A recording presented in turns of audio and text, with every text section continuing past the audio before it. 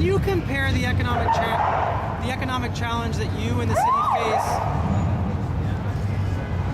comparing the first term, particularly right after September 11th, with right now, with a special attention to how the state and federal government may not be as healthy as they were back then and is willing to help? You're exactly right. The state and federal government didn't have the kinds of deficits that they do today. In the federal government's case, remember, they can always print money. They're never going to be out of money. It may be bad fiscal policy, it may long-term hurt the country, but they can write a check of any amount at any time.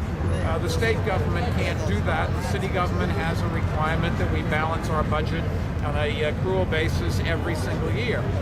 What we have here is different than 9/11.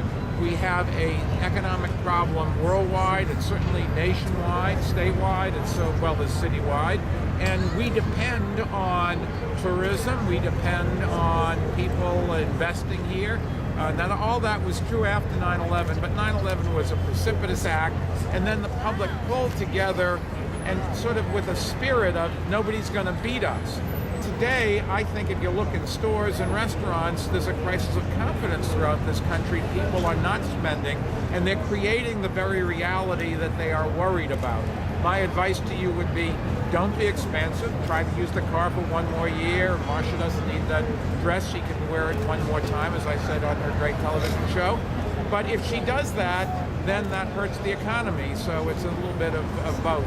They're not directly comparable, but I think what is true is that each of these different levels of government has to pull themselves out on their own.